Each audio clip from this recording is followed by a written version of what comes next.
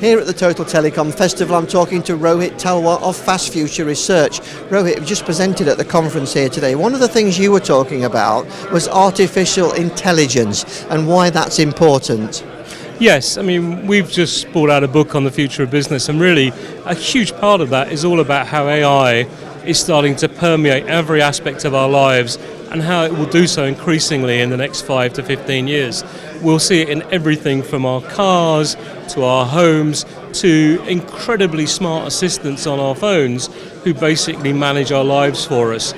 And the point I was making today was that the telecoms industry really needs to understand and embrace AI and make sure it's at the forefront of the application of the technologies to create smart networks and smart next generation solutions for what the future of the data transmission is and what the future of the phone call is. And this is all tied into IoT, machine to machine. What are the opportunities? Well, right now I think there's a huge underestimate in the industry as to how widely we will see technology permeating everyday objects.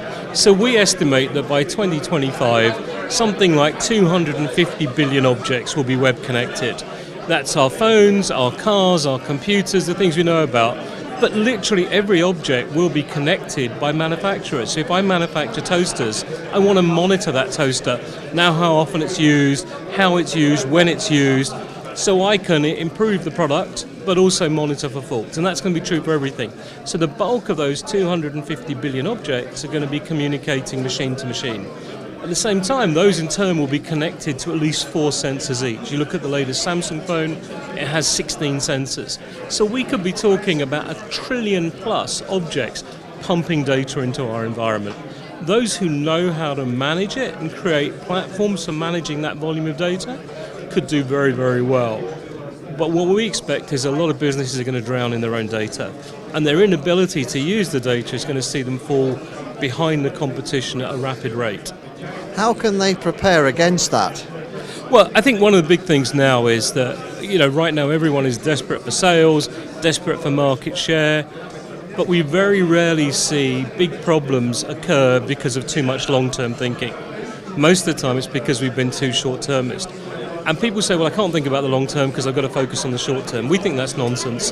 The very best businesses in every sector tend to balance it.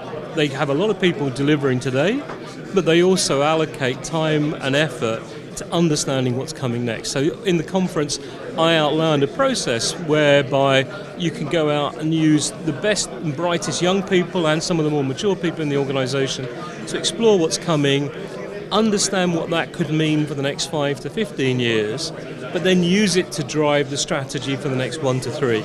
It's crazy to try and build a 5 to 15 year strategy, but if you understand the scenarios, then you can come back and say, okay, what do we need to do to make sure we're fit for the future in the next 3 years and capable of responding to whatever happens in the longer term? Rohit, thanks very much for talking to us. My pleasure.